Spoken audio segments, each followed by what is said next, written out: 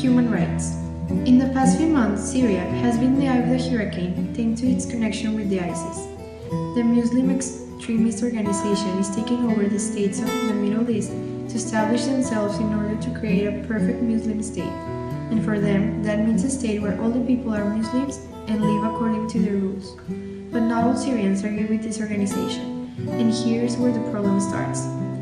The ISIS don't respect their decision and they start violating their human rights by kidnapping, raping, and even killing every person that doesn't agree with them. Syrians are desperate and want to leave the country as soon as possible. But the only way that they could do it is by shipping from the Mediterranean Sea so they can reach a European country. By escaping from their country, people are risking their lives. But what else could they do if they want to survive? The whole world has been shocked when the picture of this dead Syrian boy floating ashore was taken. That image was a perfect representation of how people suffer and sometimes not even survive by escaping from the ISIS. But when they do survive, countries like United Kingdom close their doors and they starve to death because they have nowhere to go. The UN intervention has been of great help because, first of all, they have sent boats to avoid more people to drown. They have made countries like Saudi Arabia and Emiratos Árabes that are not accepting Syrian refugees to pay a certain amount of money so Syrians could have a better opportunity to live. The cause of this problem is mainly religious, but is also ideological and territorial. Human rights have not been respected at all. But we as a world, we are trying to help all the people that are suffering by donating, praying, and also making campaigns so people are more respected.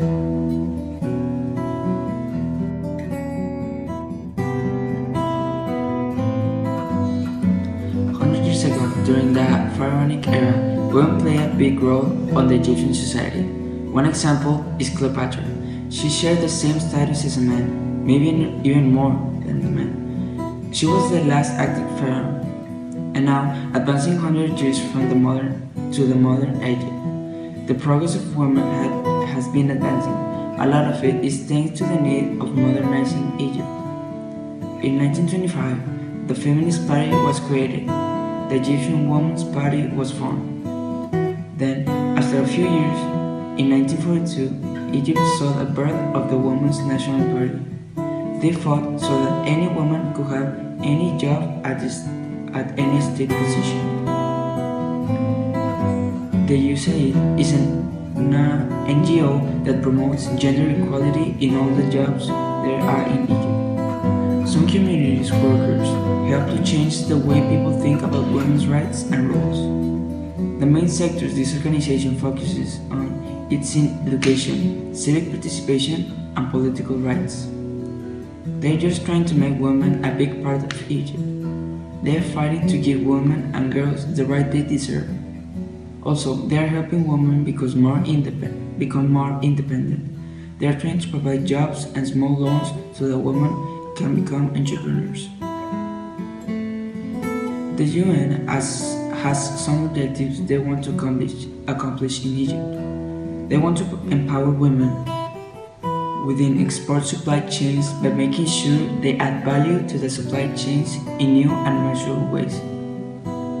To measure how successful it was, these indicators were defined. Number of women committees activated in the targeted farm associations. Number of women assisted by the women committees to start or upgrade a business. Percent average increase in the number of women joining the FAs.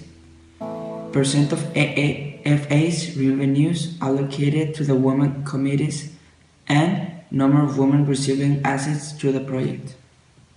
The main cause of this problem is settling, but thanks to a lot of things, there have been accomplishments. As of now, 6 women committees have been created. They also have run their own elections. This is just the beginning of the road to empower women and be equal as a man.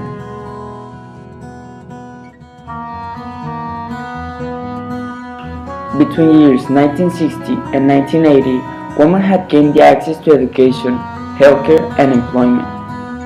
And during the 1980 to 1988, there was the Iran and Iraq War. Many women suffered because some of them became widows and had to support their families. But this also helped them. At this time, there was a shortage of men, so many opportunities were open to women. The UNFPA is helping Iraqi women become more independent and to achieve gender equality. They are trying to make all women and girls able to benefit from the resources that UNFPA provides. The program has two major goals they want to achieve in the upcoming 4 years. The institutional, technical, and operational capacity of line ministries and local non-governmental organizations are strengthened to secure services for survivors of violence against women.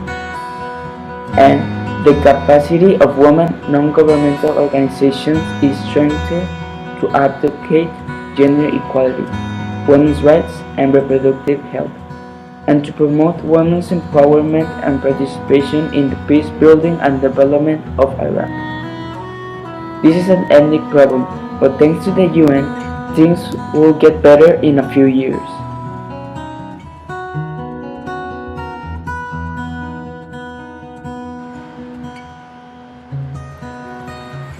Child labor.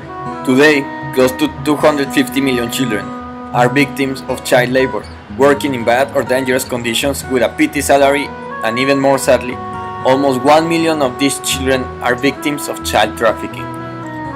The definition of child labor is any work or activity that deprives a child from his childhood and damages his or her physical and mental health.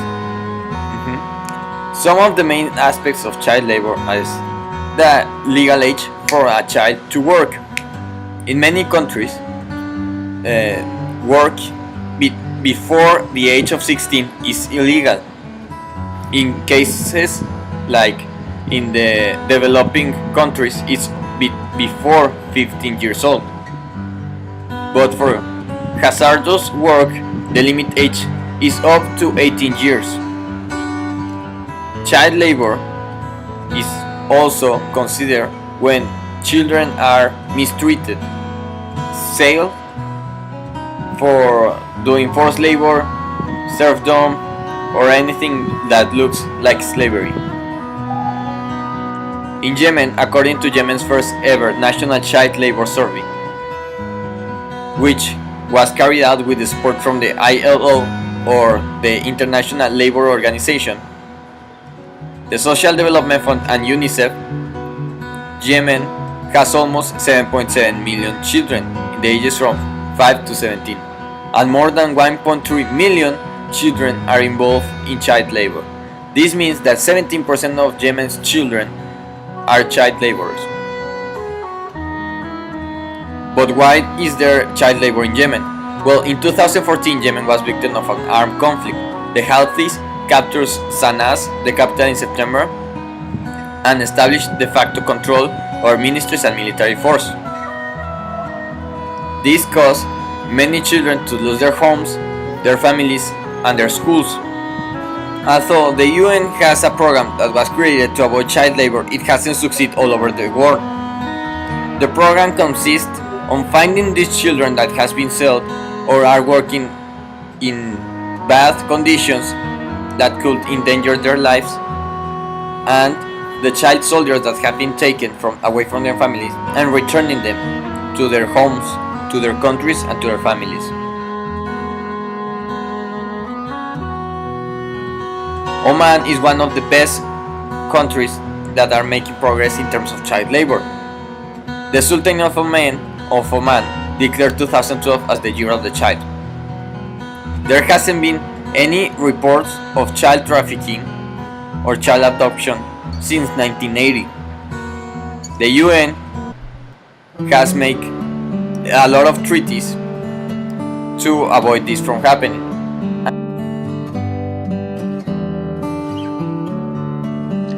Iran is one of the main terrorist countries. Terrorist groups like Hezbollah attack every year many countries in the whole world. Most of the terrorist groups are from the extremist religions. The have a really strong belief on their God. The Middle East is full of Muslims, while they are divided into two types, the Sunnis and the Shia. The whole population of Iran are Shia, except for some few people. Iran has developed a strong bad faith for all the terrorist attacks, but the issue is that, as the same of the other Muslim countries, most of the people aren't aggressive, but the media modify and manipulate information, making this a massive problem of judging. The USA declares that Iran is a terrorist sponsor. For this reason, the US doesn't have a good relation with the country. But until nowadays, the countries are gathering for one common good, that is to take down ISIS. The US, France, the Kurds, UK, and Iran are fighting together for solving this issue that is causing a huge chaos. ISIS are Sunni Muslims, and they have a huge hate to Shias. Just for that, Iran has a really important part of this war, and they will take care of the east side of the military forces. Iran is making an army for the war against ISIS. Iran is one of the worst countries if we talk about terrorism, but the war that is happening nowadays is helping countries to make stronger alliances. This could mean that in the future, the countries that are against ISIS will have a very nice relation. Countries should work together for solving these kind of problems. History shows that this is a fact. The terrorism will increase, but it won't be of Iran because the country is focusing on beating ISIS. The population of the world hope is that this relation can take much longer. If they keep being stronger alliances, the terrorists from the part of Iran will probably decrease in a couple of years.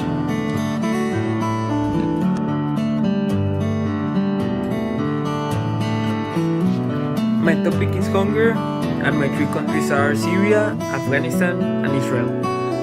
Basically, action against hunger is internationally recognized as a leader in the fight against global malnutrition.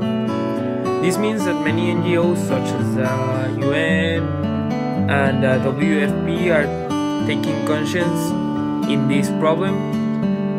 This fight against hunger works to save the lives of malnourished children while providing communities the access to safe water and sustainable solutions to hunger.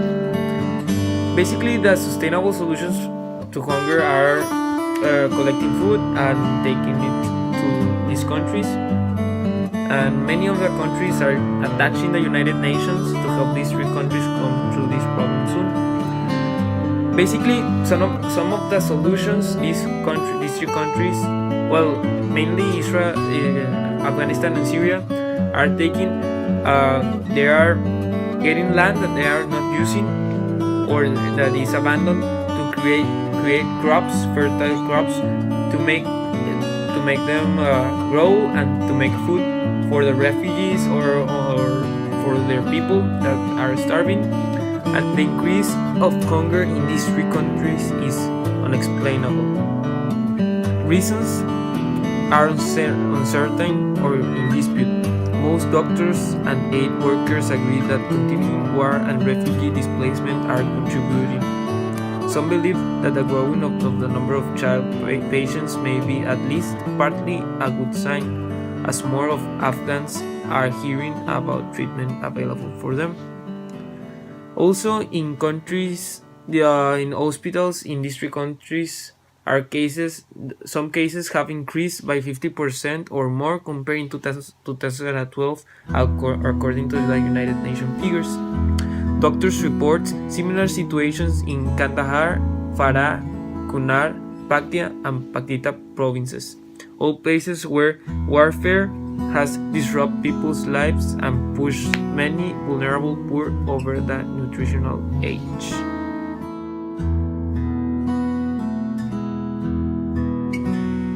Qatar is located in the Arabian Peninsula, and just like Lebanon, they have a very good educational system.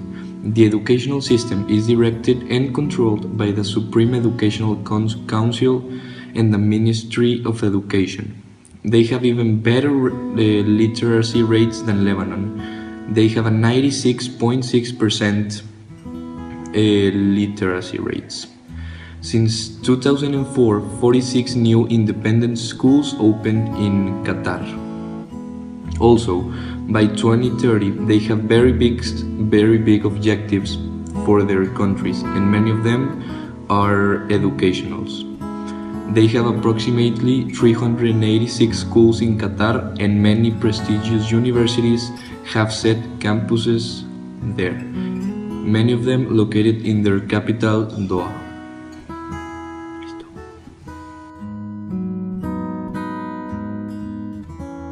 In the United Arab Emirates, they have a 90% literacy rates, and this is very good.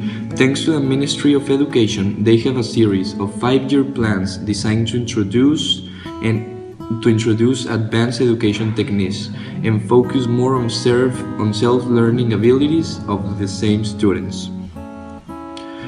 We all know that the Arab Emirates have been very criticized for the violation of human rights, but one thing that they are changing is that they are letting the women study, and this is a very good thing because they are promoting millennium goal number 3, the one of gender equality.